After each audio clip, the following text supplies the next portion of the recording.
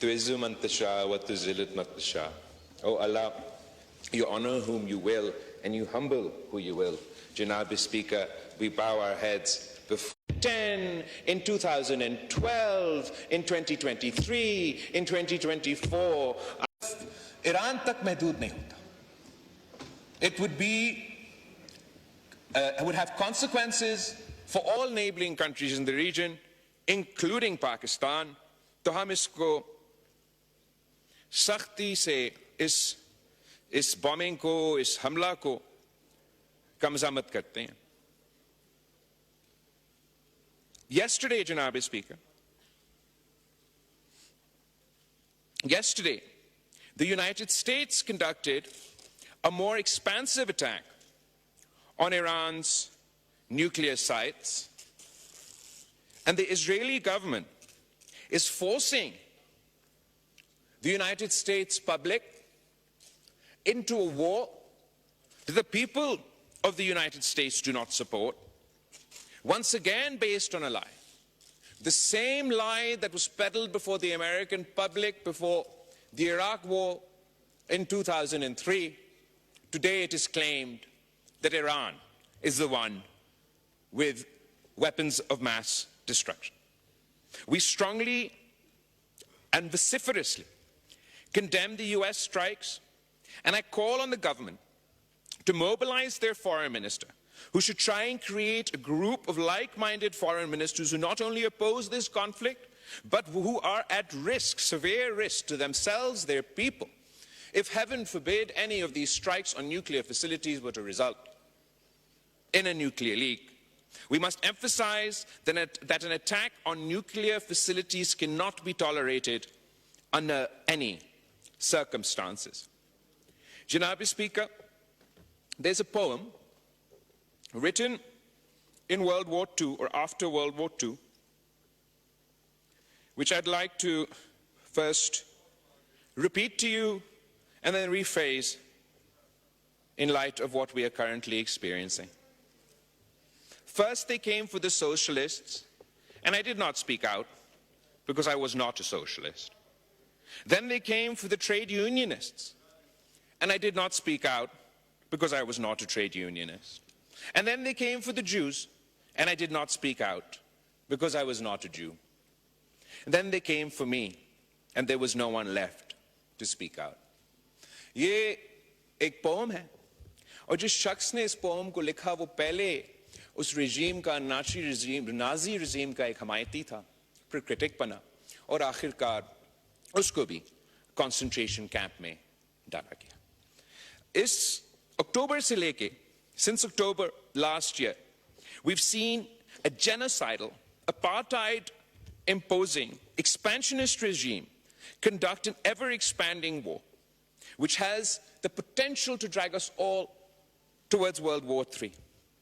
This time, first they came for the Palestinians, but the world did not speak out because they weren't Palestinian. Then they came for the Lebanese, but we did not speak out because we were not Lebanese. And then they came for the Yemenis, but we did not speak out because we're not from Yemen. And now they have come for Iran. If we do not speak out, Mr. Speaker, there will be no one left when they come for us. The Israeli regime's aggression across the region must be stopped. We want to see it the day where we can all live in peace, and we can only start working towards that peace if the Netanyahu regime is stopped from its illegal war with Iran, forced to abide by the terms of its withdrawal and ceasefire in Lebanon, and end its apartheid and genocide on Palestinian lands. As it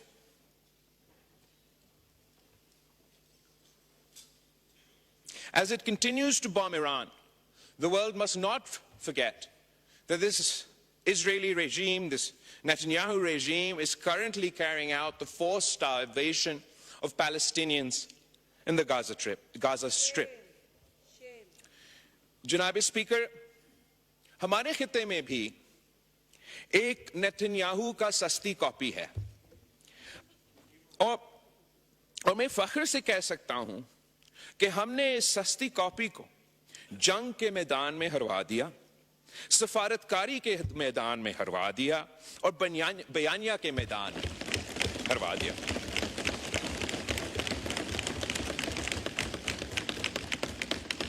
وزیر اعظم صاحب نے اور صدر مملکت نے مجھے اور ہمارے کمیٹی کو ایک اہم ذمہ داری دی، اور ہم فخر کے ساتھ کہہ سکتے ہیں کہ جہاں ہم گئے ہم نے پاکستان کا موقف، پاکستان کا بیانیہ پیش کیا، اور جہاں جہاں ہم پہنچے وہاں پیچھے پیچھے اس سستی کاپی کا بھی نمائندے پہنچے، وہ بھی اپنا ملک کا بیانیہ، اپنا ملک کا موقف لے کر آئے.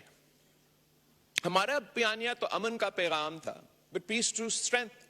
ہم ایک جنگ جیت چکے تھے، ان کا ایک جہاز گرا چکے تھے، اور ہمارا موقف یہ کہ ہم نے سیز فائر تو حاصل کر لی، لیکن جب تک اس خطے میں ہم مستقل امن قائم نہیں کریں گے تو یہ نہ پاکستان کے عوام کے مفاد میں ہے، نہ بھارت کے عوام کے مفاد میں ہے. تین اہم ایشوز ہیں جس پہ ہم نے آواز اٹھائے. ایک تو کشمیر کا موقف جو ہمیشہ پاکستان کے لیے ایک اہم موقف رہا ہے. کشمیر کے عوام کی جو امیدیں ہیں، جو ان کا حق ہے، جہاں تک یونائٹڈ نیشنز کی ریزولوشنز کے مطابق، اس پہ نہ صرف ہم نے بات کی، مگر اگر آپ پچھلے حکومت کا 2019 میں جب کشمیر کا حملہ ہوا اور ان کا وزیر اعظم یہاں کھڑا تھا، میں ادھر بیٹھا تھا، اور ہم سب نے دیکھا کہ اس کی ری ایکشن میں ہمارا وزیر اعظم صاحب نے اس وقت کہا کہ میں کیا کروں، آپ کیا چاہتے ہو کہ میں بھارت کے ساتھ جنگ چھیڑ دوں؟ اگر میرا الفاظ آپ کو غلط لگے آپ وہ ریکارڈنگ دیکھ لیں. ریکارڈنگ ہم سب نے یہ دیکھا کہ وزیر اعظم صاحب نے اٹھ کے کہا کہ میں کیا کروں، آپ کیا چاہتے ہو، میں جنگ چھیڑ دوں. لیکن میں فخر کے ساتھ کہہ سکتا ہوں کہ اس دفعہ جب کشمیر پہ حملہ ہوا، جب پاکستان پہ حملہ ہوا، بھارت کے طرف سے حملہ ہوا، تو پاکستان ڈرا نہیں، جھکا نہیں، ہم نے جنگ کی، اور وہ جنگ جیت چکے. جب پچھلا حکومت کا رد عمل یہ تھا کہ ہم کشمیر ہائی وے کو آج کے بعد سری نگر ہائی وے کہہ دیں گے، جب پچھلا حکومت کا رد عمل یہ تھا کہ ہر فرائیڈے کو بعد نماز جمعہ پاکستان کے اندر ہم سب کھڑے ہو کے، جہاں بھی ہم ہوں گے وہیں کے وہیں کھڑے ہو کے کشمیر کے لیے آواز اٹھائیں گے، اس حکومت کا جواب یہ تھا کہ ان کچے جہاز گرائیں، ان کو مجبور کیے کہ سیز فائر ہو. اور جو ان خان صاحب کے حکومت کے بعد بھارت زور اور شور سے کہتا تھا کہ کشمیر ہمارا اندرونی معاملہ بن چکا ہے، اب بین الاقوامی آبزرورز ہمارا یہ ٹور میں مان رہے ہیں کہ یہ تو ایک عالمی ایشو، انٹرنیشنل ایشو بن چکا ہے. تو سب سے پہلے سکسیس یہ ہے کہ ہم نے کشمیر کوز کو، جو ماضی میں اندرونی معاملہ میں تبدیل کر چکا تھا، ایک بین الاقوامی معاملہ بن چکا ہے. یہ کشمیریوں کا سب سے بڑا کامیابی ہے کہ یونائٹڈ نیشنز ہو یا یونائٹڈ اسٹیٹس کا صدر ہو، وہ سب کہتے ہیں کہ میڈیشن ہو، بین الاقوامی ایشو ہے. بھارت بھی بین الاقوامی انٹرنیشنل تک تو وہ خود نہیں پہنچے ابھی تک. وہ یہ جو ان کا پرانا الفاظ تھے نا، اندرونی مسئلہ، وہ تو اس سے پیچھے ہٹ چکے ہیں. بین الاقوامی جہاں باقی دنیا پہنچ چکے ہیں وہ یہاں تک تو نہیں پہنچے. مگر بھارت کا اپنا اسیسمنٹ یہ ہے کہ کشمیر کا مسئلہ ایک بائیلیٹرل ایشو ہے جس پہ ہم پاکستان भारत के दरमियान तय हो सकता है। और कश्मीर के हवाले से जनाब स्पीकर, जिस तरीके से जगह जगह, चाहे वो यूनाइटेड नेशंस हो, यूनाइटेड स्टेट्स हो, यूरोपियन यूनियन हो, हर जगह एक ऐसा हमदर्दी है। इसलिए मैं समझता हूं कि दुनिया ये देख रहा है कि जो भी तरीक़ेकार इजराइल ने गजा में इंप्लीमेंट करने की कोशिश की, वैसा ही मोदी ने कश्मीर में करने की कोशिश की, और इसकी वजह से एक हमदर्दी पैदा हो रहा है। और मैं उम्मीद करता हूं कि हम ये जद्दोजहद जारी रखेंगे और इंशाअल्लाह ताला हम कश्मीर के अवाम को इंसाफ दिलवाएंगे। जो दूसरा सबसे बड़ा इशू जो सिंधु पे हमला हुआ है, जो भारत ने कहा है इस दहशतगर्दी का वाकया के बाद कि सिंतास मुआहिदा खत्म, और वो सिंतास मुआहिदा को इन अबायंस होल्ड कर रहे हैं ना। सबसे पहले ये तो गैर कानूनी है, इन अबायंस तो है नहीं। Indus water treaty even today is binding on India and Pakistan. मगर सिर्फ ये धमकी देना कि हम पाकिस्तान का पानी रोकेंगे, सिर्फ धमकी देना, ये धमकी ही यूनाइटेड नेशंस की चार्टर की खिलाफ वर्जी है। ये गैर कानूनी है, ये भारत नहीं कर सकता। इस धमकी पे अमल दरामद करने से अगर खुदा ना खास्ता भारत ये फैसला करता है कि इसने इस धमकी पे अमल दरामद करना है, तो हमने अभी इनको जंग में हरवाए हैं, हमें एक और जंग लड़ना पड़ेगा। और उस जंग के नतीजे में फिर जो 3 दरिया आज भारत के पास है और 3 दरिया पाकिस्तान के पास है, अगर वो हमारे 3 दरिया पे डैम बनाने की कोशिश करते हैं तो हमें फिर जंग लड़ना पड़ेगा। जनाब स्पीकर, वजीर आजम ने पहले से कह दिया है, नेशनल सिक्योरिटी कमेटी ने पहले से कह दिया कि अगर इन पे अमल दरामद होता है तो हमें जंग लड़ना पड़ेगा। तो हम इंशाअल्लाह ताला एक तो जंग नहीं लड़ना पड़ेंगे, लेकिन अगर वो मजबूर होते हैं और उनको जंग का अगर हमें जंग लड़ना पड़ेगा तो फिर हम डिसरप्ट ना करें। हम जानते हैं कि हमारा एयरफोर्स, हमारे अफवाज जैसे अभी इनको इब्रतनाक शिकस्त दिलवाए, अगले आने वाले जंग में भी उस पोजीशन में हैं कि हम इनको इब्रतनाक शिकस्त दिलवाएं। तो भारत के सामने 2 ऑप्शंस है जनाब स्पीकर, 2 ऑप्शन। या भारत, देखिए ये पहले भारत से फंडिंग लेते थे और इसलिए आज भी चीख रहे हैं। मैं भारत के आफरीदी साहब, जब आपके मेंबरान बोल रहे थे कोई डिस्टर्ब नहीं कर रहा था। ये don't force me to take action, please don't do that. नहीं जी, बात कीजिए, कोई जरूरत नहीं बात सुनने की। नहीं, आई डोंट नीड टू। जी बिलावल साहब, जहां तक भारत के लिए और मुल्क के अंदर जो भारत के सहूलतकार है उनके लिए 2 ही ऑप्शंस हैं, 2 ही ऑप्शंस। इन्होंने फाटा पे बात नहीं, मैं नहीं बात करने दूं। इनको फाटा पे बात करनी थी, मैंने करने दी। 1 दफा 2 दफा इन्होंने कहा एप्लीकेशन लिख के देनी, फाइनेंस मिनिस्टर साहब से मीटिंग इनकी अरेंज करा दी। अब ये प्रोसीडिंग्स अगर डिसरप्ट कर रहे हैं तो this is very unfortunate and very unethical. जी बिलावल साहब। एनीवे जनाब speaker, I am happy to ignore them. आप भी इग्नोर करें, अवाम भी उनको इग्नोर ही कर रहे हैं। मैं पानी पे बात करना चाहूंगा, भारत पे। भारत ने जो इस के बाद अब भारत के लिए 2 ही ऑप्शंस हैं, 2 ही ऑप्शंस। या वो सिंतास मुआहिदा मान ले, इंटरनेशनल कानून के मुताबिक अमल दरामद करे, उनका अवाम को अपना हिस्सा का पानी, हमारा अवाम अपना हिस्सा का पानी।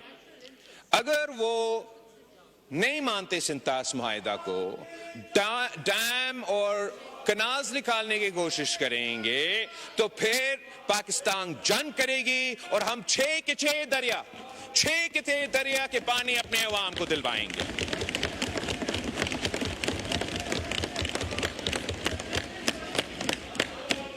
तीसरा इशू जनाब स्पीकर, वो दहशतगर्दी का इशू है। और भारत ने यह कोशिश किया कि दहशतगर्दी का इल्जाम पाकिस्तान पे लगाए और उनका حملہ کو جسٹیفائی کریں. اس میدان میں بھی جناب اسپیکر میں فخر کے ساتھ کہہ سکتا ہوں کہ بھارت ہار چکا، پاکستان جیت چکا. بھارت کا کوشش یہ تھا کہ پاکستان کو باقاعدہ ایک ٹیررسٹ اسٹیٹ ڈکلیئر کیا جائے. پاکستان کا نام پاکستان نہیں ٹیررسٹان سے پکارا جائے. وہ چاہ یہ رہے تھے کہ چاہے وہ فیٹف ہو، چاہے وہ جی ایس پی پلس ہو، یہ سارے جو فارمز ہیں ان فورمز میں پاکستان کو نقصان پہنچائیں. اس حد تک انہوں نے کوشش کی کہ پاکستان کو اپنا IMF پیکج نہ دیا جائے، مگر ہر محاذ پہ پاکستان جیتا، بھارت ہارا. پاکستان جیتا تو بھارت ہارا. آپ نے اپنا IMF کے سلسلے میں ایک سیاسی جماعت نے اس ملک میں ماضی میں ہمارا IMF کا پروگرام کو نقصان پہنچانے کی کوشش کی، وہ ناکام رہے. اس دفعہ بھارت نے کوشش کی، وہ ناکام رہے. جہاں ہم گئے جناب اسپیکر وہاں تو پیچھا بھارت کے نمائندے آئے. تو جب ہم یونائٹڈ نیشنز میں تھے اور ہم نے یونائٹڈ نیشنز کے فورم پہ پاکستان کی آواز اٹھائے اور ہمارا دہشت گردی کے حوالے سے موقف بھی پریزنٹ کیا، بھارت کا بھی پورا کوشش تھا کہ ان کا موقف پریزنٹ کیا جائے اور پاکستان کو UN میں وہ ثابت کرے کہ ہم دہشت گرد ممالک ہیں. مگر میں سلام پیش کرنا چاہ رہا ہوں پاکستان کا فارن آفس کو، پاکستان کے سفیروں کو، کہ ہمارا وہاں نکلنے کے بعد جیسے ہی پاکستان اور بھارت کا ڈیلیگیشنز نیو یارک سے روانہ ہو گئے تو پیچھے کیا ہوا؟ یونائٹڈ نیشنز نے یہ فیصلہ کر لیا کہ جو بھی کمیٹیز یونائٹڈ نیشنز میں ہیں جو دہشت گردی کو دیکھتے ہیں، جو طالبان کو دیکھتے ہیں، وہاں انہوں نے پاکستان کو منتخب کیا کہ آپ پاکستان ان کمیٹیز کا سربراہی کرے اور دہشت گردی کا. تو یہاں بھی اقوام متحدہ میں جناب اسپیکر پاکستان جیت چکا ہے، بھارت ہار چکا ہے. اس کے بعد جناب اسپیکر ہم امریکہ کے دارالحکومت واشنگٹن ڈی سی پہنچے.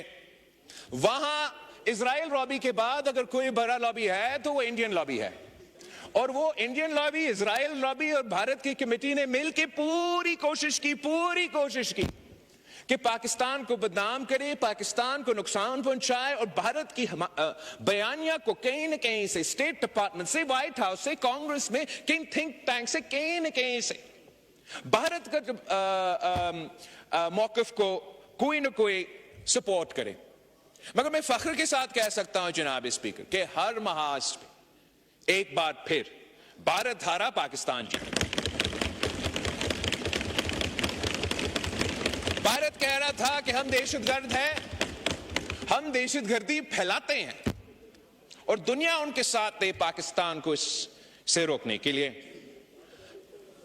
جیسے جب ہم ادھر تھے اور پھر جیسے ہم نکلے، جو امریکہ کا افواج کا اہم رہنما ہے وہ اپنا کانگریس کا کمیٹی سے خطاب کر رہا تھا، اور اس کمیٹی کا خطاب میں ان کا فوج نے یہ کہا، امریکہ کے فوج نے یہ کہا کہ Pakistan has been a phenomenal partner in combating terrorism.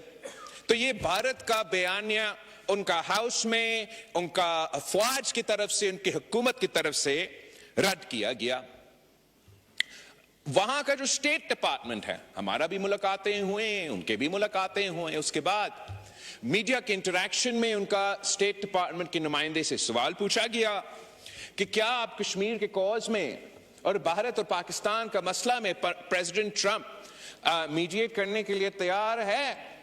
تو وہاں بھی ان کا اسٹیٹ ڈپارٹمنٹ کا نمائندہ نے کہا کہ جی ہاں، پریزیڈنٹ ٹرمپ اس مسئلہ کا حل نکالنے کے لیے تیار ہے.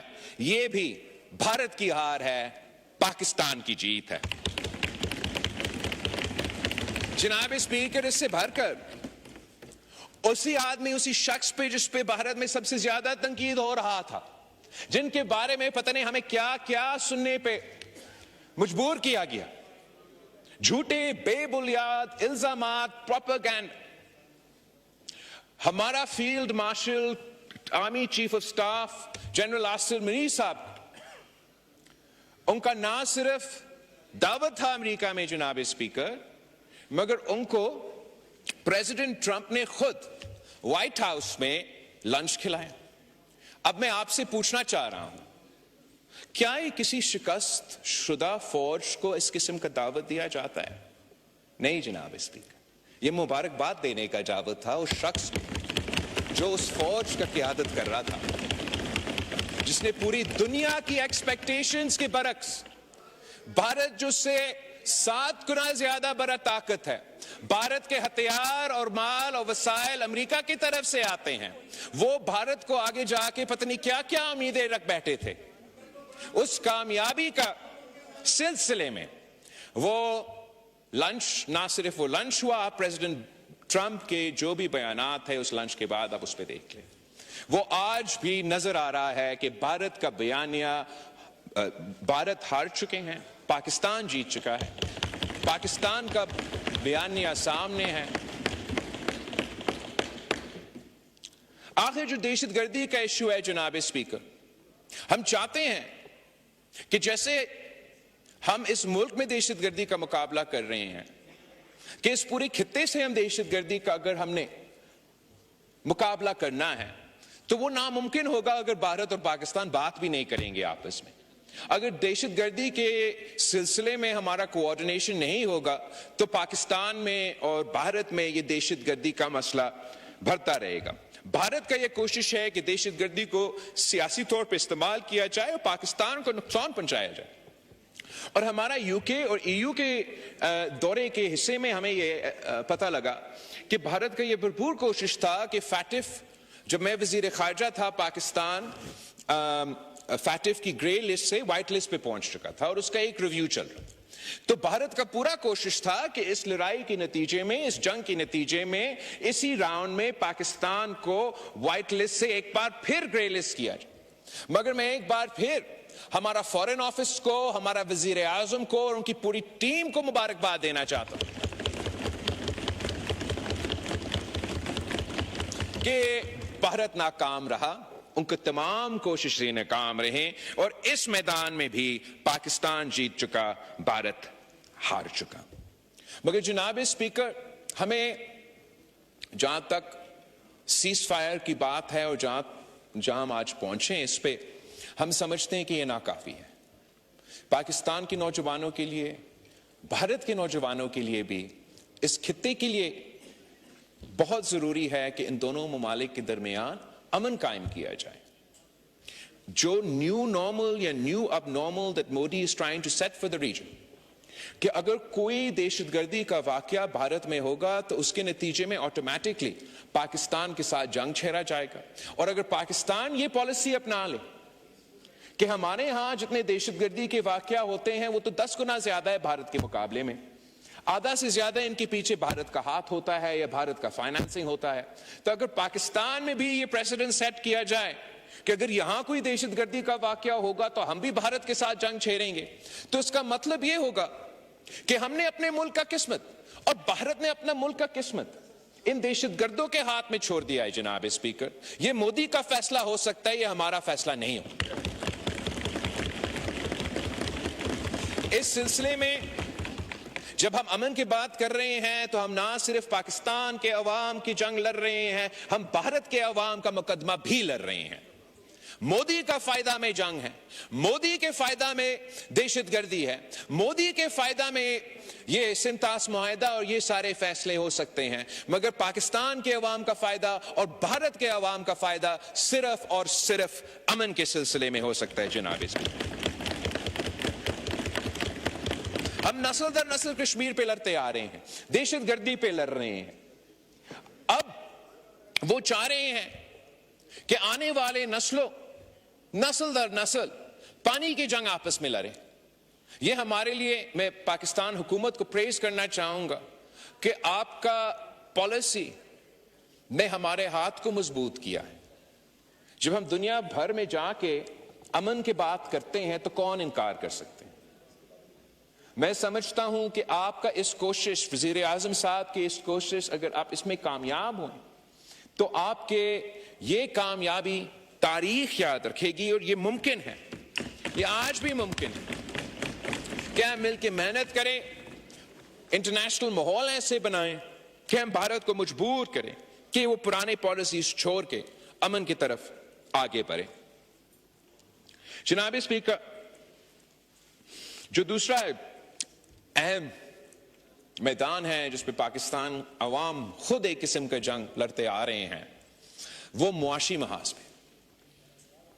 They've been fighting on the economic front for some time, where the people of Pakistan have been suffering from تاریخی مہنگائی، تاریخی غربت اور تاریخی بے روزگاری، اور اس سلسلے میں حکومت کے پالیسیز کے نتیجے میں، فیصلے کے نتیجے میں بہت بہتری آئی ہے، خاص طور پہ مہنگائی اس طریقے سے اس میں اضافہ نہیں ہو رہا ہے، تو اس کا ہم ویلکم بھی کرتے ہیں، اپریشیٹ کرتے ہیں۔ وزیر خزانہ صاحب یہاں بیٹھا ہے، میں بار بار کہتا آ رہا ہوں، اور a budget is just not columns and numbers, it's also a statement of national resolve and vision. While the budget may not be perfect, it has incorporated some, if not all, of the Pakistan People's Party input, and my party will be supporting the federal budget. Last year, Mr. Speaker, the Pakistan People's Party was not timely consulted, and I want to thank the Prime Minister, the Foreign Minister and the Finance Minister for engaging with consultations with the Pakistan People's Party this time round. In line with our consultations, there are some positive aspects of the budget which I would like to appreciate on the floor. جو ہمارا دفاعی budget میں 20% اضافہ ہوا ہے، اب in an ideal world میں تو چاہتا کہ اگر 20% ڈیفنس اسپینڈنگ میں اضافہ ہونا ہے تو نان کمبیٹ ڈیفنس اسپینڈنگ جو ہے اس میں کٹوتی کر کے ہم یہ کرتے، but extra ordinary Times call for extra ordinary measures. اور جس طریقے سے بھارت آج تک کہہ رہا ہے کہ یہ سیز فائر نہیں، یہ پوز ہے، بھارت آج تک کہہ رہا ہے، یہ ٹریلر تھا، باقی مووی آگے آپ نے دیکھنا ہے۔ ان کا وزیر اعظم کہہ رہا ہے پاکستان کے نوجوانوں کو کہ روٹی کھاؤ ورنہ میرا گولی کھاؤ۔ اس صورتحال میں پاکستان اور ہمارا سنتاس معاہدہ توڑنے کا نہ صرف انہوں نے دھمکی کی ہے، ان کا وزیر نے کل بھی کہا کہ اس کو ہم بحال نہیں کریں گے۔ تو اس صورت میں پاکستان نے ضرور اس جنگ کا تیاری کرنی ہے، تو اس سلسلے میں اس طریقے سے ہمارا بجٹ میں، ڈیفنس بجٹ میں اضافہ ہوا ہے۔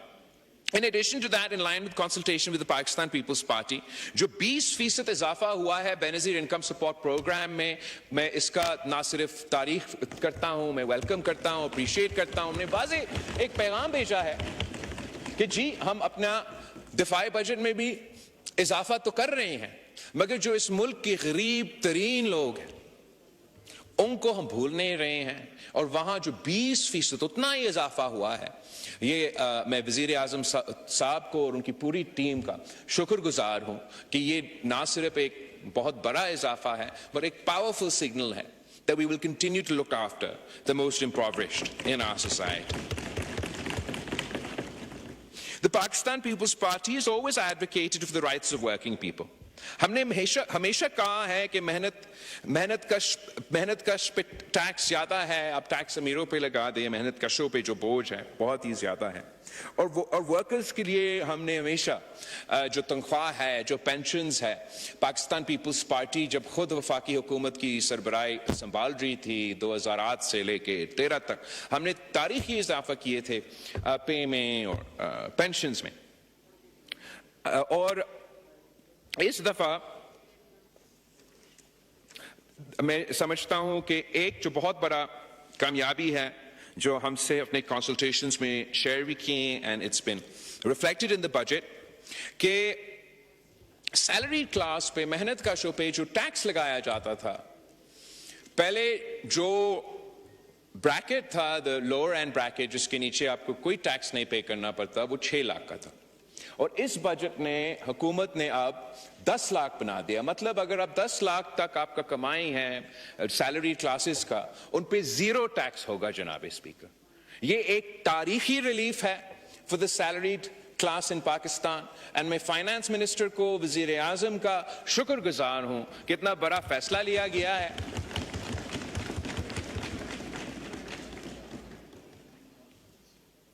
साथ साथ जो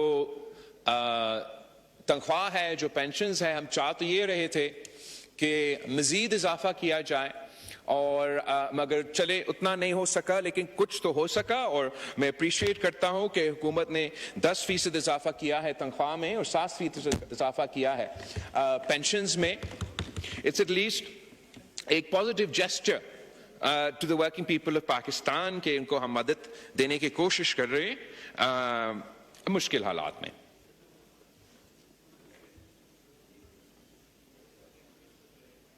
जनाब स्पीकर, कुछ ऐसे ख्वाहिशात थे पाकिस्तान पीपल्स पार्टी के जो हम चाह रहे थे मगर हम इस बजट में वो नहीं हासिल कर सके। मैं उन पे जरूर बात करना चाहूंगा। मेरे टीम को जब मैंने हुकूमत से कंसल्टेशन शुरू की, मैंने उनसे रिक्वेस्ट ये किया कि जो PSDP है पंजाब का, उसमें जनूबी पंजाब को 30% जो उनका हक है, उनका शेयर है, वो दिलवाया जाए।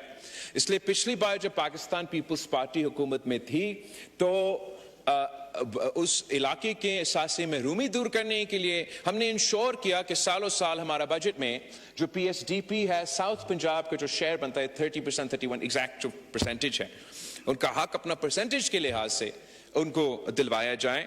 जबकि इस बजट में जिस स्टेज पे हम नेगोशिएट कर रहे थे वो नामुमकिन बना, मगर वजीर आज यहाँ बैठा नहीं है, मगर उनका भी मैं शुक्रगुजार हूँ कि उन्होंने हमें ये वादा किया कि अगले बजट के लिए वो हमारे साथ पहले से बैठेंगे और इंश्योर करेंगे कि हम इस डिस्क्रिपेंसी को मजीद बेहतर करें और जनूबी पंजाब के जो परसेंटेज है उनको दिया जाए।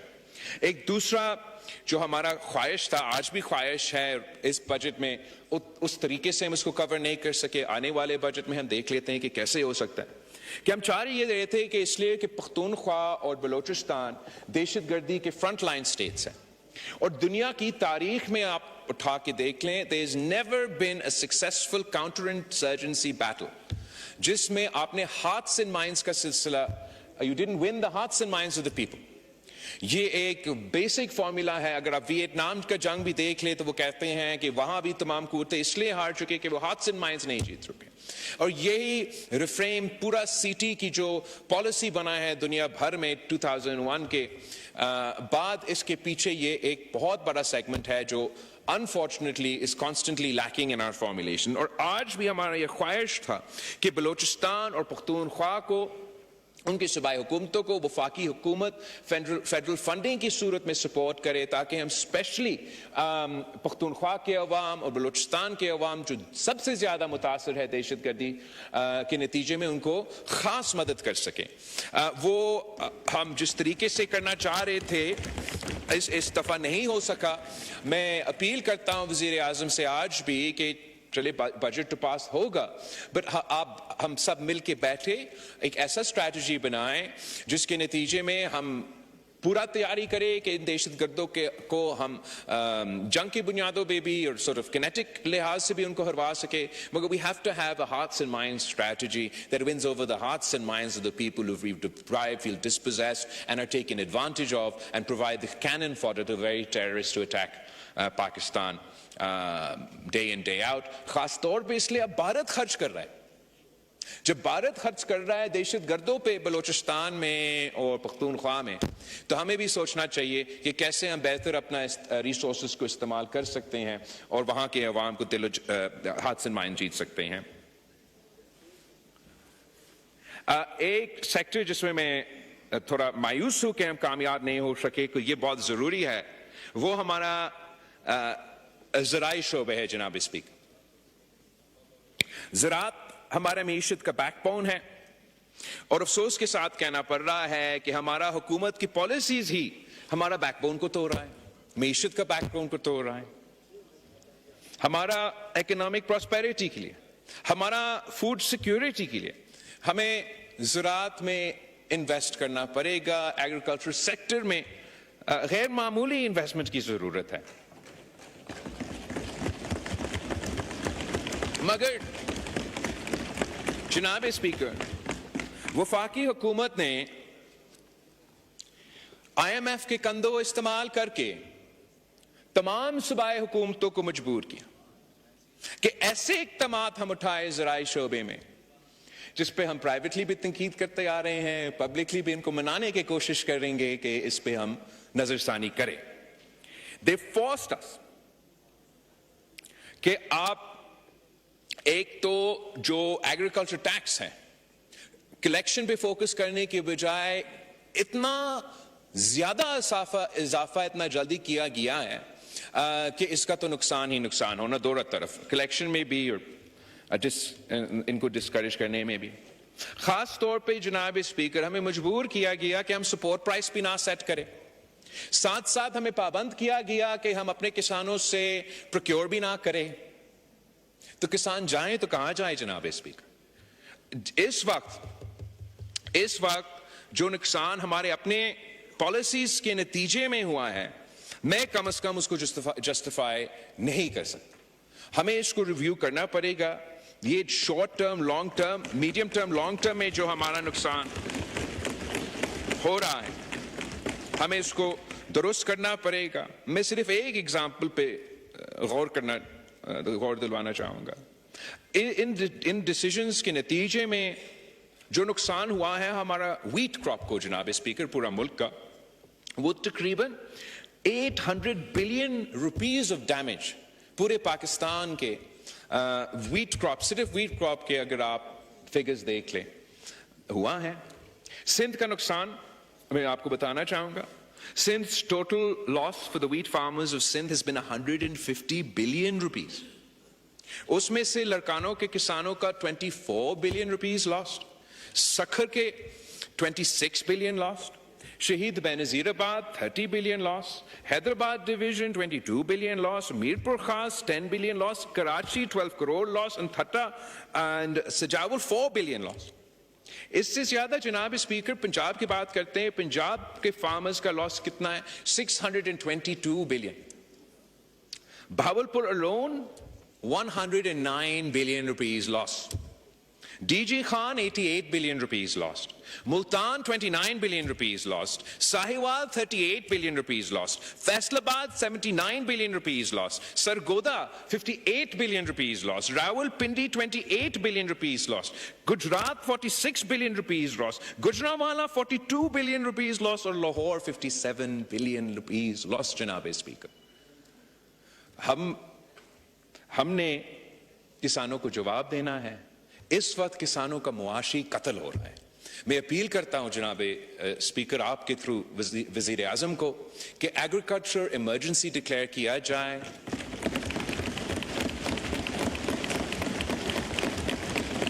اس ایگریکلچر ایمرجنسی کے تھرو جو صوبائی حکومتیں اپنے کوششیں کر رہے ہیں ان کوششیں کو آپ مزید سپورٹ کر سکتے ہیں فیڈرل فنڈنگ کے ساتھ. ہم مل کے ان کسانوں کو وہ ریلیف پہنچائیں جو ان کی ضرورت ہے تاکہ ہم اپنی معیشت کو بچا سکیں, اپنی بیک بون کو, معیشت کی بیک بون کو بچا سکیں, اور یہ جو نقصان ہے ہم ان کو فائدہ میں تبدیل کر سکتے ہیں. جب پیپلز پارٹی کی ہم نے انہی ٹولز جو آپ نے بین کیا, انہی ٹولز کو استعمال کر کے جب صدر زرداری پہلی دفعہ صدر بنا تھا تو ہم نے جو سپورٹ پرائسز ہے جو اب ان پہ پابندی ہے ان میں اضافہ کر کے ہم نے پاکستان کو ایک فوڈ انسیکیور نیشن, ایک نیشن جس نے ویٹ کو امپورٹ کرتا تھا, رائس کو امپورٹ کرتا تھا, شوگر کو امپورٹ کرتا تھا, ایک سال کے اندر ہی اندر ہم نے ویٹ بھی ایکسپورٹ کرنا شروع کر دیا, رائس بھی ایکسپورٹ کرنا شروع کر دیا اور شوگر بھی ایکسپورٹ کرنا شروع کیا. اور یہ کیسے کیا کہ جب آپ کے کسان خود پروڈیوس نہیں کر سکتے یا ان کا نقصان ہوتا ہے تو پھر حکومت مجبور ہو جاتا ہے, ان کو پھر ڈالرز میں باہر سے خریدنا پڑتا ہے. تو پاکستان کے ٹیکس کا پیسہ استعمال کر کے پھر ہم یوکرینین فارمرز کو فائدہ پہنچتے ہیں, ان کا ہم کراپ خرید سکتے ہیں. صدر زرداری نے وہ پہلے سال میں یہ فیصلہ کیا کہ وہی پیسہ جس سے ہم ڈالرز میں باہر سے خریدتے تھے ہم اس کو روپیز میں اپنے کسانوں کی جیب میں ڈال کے انہی سے خرید کے اپنا معیشت کو فائدہ پہنچائیں گے. اور میرا ریکویسٹ یہ ہے کہ آپ اس ایمرجنسی کو سمجھیں اور آپ کا فیصلوں پہ بھی نظر ثانی کریں اور مزید سوچیں ہم کیسے اپنے ایگریکلچر سیکٹر میں انویسٹ کر سکتے ہیں. جناب اسپیکر کچھ ایسے ایسپیکٹس اس بجٹ کے تھے جو ہمارے کنسلٹیشنز کے بعد بھی ایسے تبدیلیاں آئی تھے جو ہمارے لیے مشکلات پیدا کر رہے تھے، اور اس میں بھی میں بہت میں شکریہ ادا کرنا چاہوں گا وزیر اعظم کا، اسحاق ڈار صاحب کا، اور فائنانس منسٹر تھا کہ انہوں نے دن رات ہمارے ٹیم کے ساتھ انگیج کر کے ہر پوائنٹ پہ ہم کمپرومائز پہ آ چکے ہیں۔ ایک تو جو حکومت کا پہلا پروپوزل تھا digital tax on goods and services, Pakistan Peoples Party کے اعتراضات تھے، اور میں شکر گزار ہوں حکومت کا کہ ہمارے اعتراض اٹھانے کے بعد جو ڈیجیٹل ٹیکس آن سروسز ہے جو غیر آئینی ہوتا اگر وہ لاگو ہوتا وہ اب نہیں ہوگا۔ حکومت اس موقف سے اب پیچھے ہٹے ہیں، اور digital tax on services will be left to the provinces. حکومت نے فیصلہ کیا تقریباً 20% انہوں نے ٹیکس لگانا تھا سولر پہ۔ پاکستان پیپلز پارٹی کے میرے نمائندے کے بہت سخت اعتراضات تھے اس پہ، اس لیے ہمارے اکثر علاقے میں، زیادہ تر علاقے جہاں سے ہم منتخب ہو کر آئے ہیں، 16 گھنٹے 20 گھنٹے تک لوڈ شیڈنگ ہوتا ہے، لوگ مجبوراً یہ سولر استعمال کرتے ہیں۔ And I am very grateful to the government کہ ہم اس ٹیکس کو ادا کیا ہے، اور اب 10% ٹیکس لگے گا۔ ہمارا خواہش یہ ہوگا کہ آگے جا کے ہم اس ٹیکس کو مزید کم کریں، اور جو گرین انرجی آپشنز ہیں ان کو کم از کم ٹیکس کیا جائے تاکہ ہم ان کو انکریج کریں۔ میں جانتا ہوں کہ بہت بڑے لابیز ہیں جو پہلے بھی چاہتے تھے، آج بھی چاہتے ہیں کہ ہم ایڈکٹڈ ہو فورن ہائیڈرو کاربنز پہ، مگر پاکستان کو اس کو اپنے گراؤنڈ پہ کھڑا ہو کے ریزسٹ کرنا پڑے گا۔ And I really appreciate that the government has brought the solar tax down by 50% after discussions with the Pakistan People's Party۔ ایک اور آئی تھنک خاص محبت ہے ہمارے، آج موجود نہیں ہے ورنہ میں ضرور ان کے سامنے شکایت کرتا، لیکن پاکستان پیپلز پارٹی اور حکومت کے بات چیت کے بعد اچانک پلاننگ ڈپارٹمنٹ نے سندھ کا جو ہائر ایجوکیشن بجٹ ہے اس کو آدھا کر دی جناب اسپیکر، مطلب 50% کٹ۔ اس صورت میں آپ ہمیں بہت مشکل میں ڈال دیے گئے، مگر ہم بہت شکر گزار ہے نہ صرف وزیر اعظم کا، ڈار صاحب کا، فائنانس منسٹر کا، کہ انہوں نے نیگوشیٹ کر کے بات چیت کر کے وہ پورا واپس کر دیا ہے، اینڈ اب اتنا ہی رکھا گیا ہے جتنا وعدہ کیا گیا تھا۔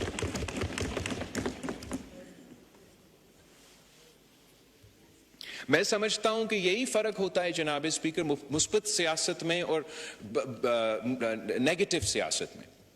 You can do opposition for the opposition's sake or you can oppose for a cause۔ اور جو پاکستان پیپلز پارٹی کا ایکسپیرینس رہا ہے کہ چلے ہم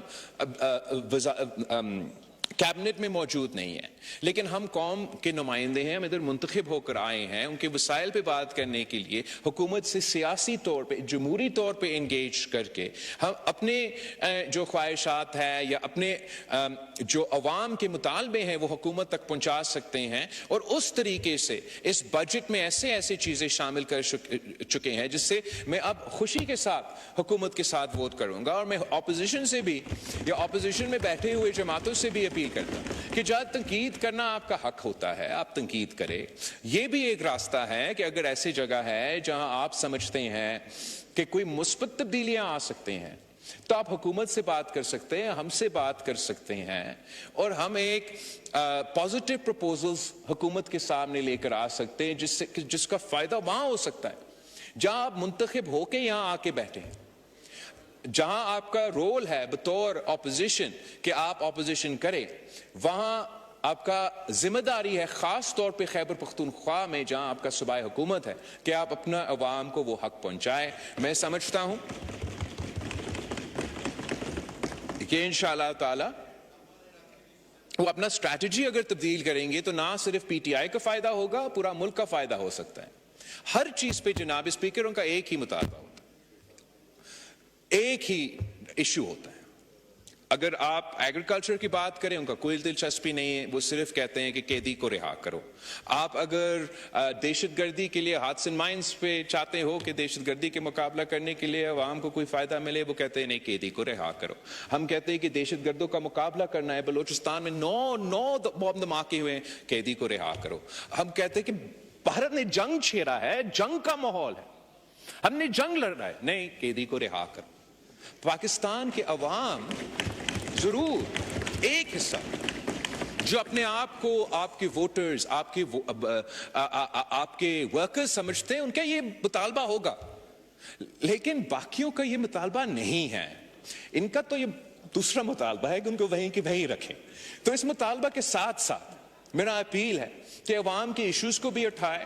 شاید اگر آپ اس ایشو کے علاوہ کوئی ایشوز اٹھائیں گے تو شاید آپ کو نظر آئیں گے کہ ادھر بھی اور ادھر بھی آپ کے کچھ لوگ ملیں گے جو ان ایشوز کو، عوام کے ایشوز کو سپورٹ کرنے کے لیے تیار ہوں گے. جناب اسپیکر، کنکلوڈ کرنے سے پہلے میں ایک ضرور اس بات پہ غور کرنا دلوانا چاہوں گا کہ جو بھارت نے یہ اعلان کیا انڈس واٹر ٹریٹی کے حوالے سے، جو سندھو پہ مودی نے حملہ کیا ہے، اس کا دفاع کرنا ہر پاکستانی کا، ہم سب کا ذمہ داری ہے. اور میں حکومت سے اپیل کرتا ہوں کہ جو بھی فیصلے وہ لیں، چاہے وہ فارن پالیسی کے لحاظ سے یا اندرونی لحاظ سے، ان کو انشور کرنا چاہیے کہ پاکستان کا کیس انڈس واٹر ٹریٹی میں مضبوط کیا جائے، کمزور نہ کیا جائے. بہت ضروری ہے کہ ہم یہ امپریشن نہ دے کہ پاکستان اس تھریٹ کو کوئی ایزی لے رہا ہے. بھارت نے جو اعلان کیا اور اس کے بعد انڈس واٹر ٹریٹی کے حوالے سے 2-3 دفعہ اب انہوں نے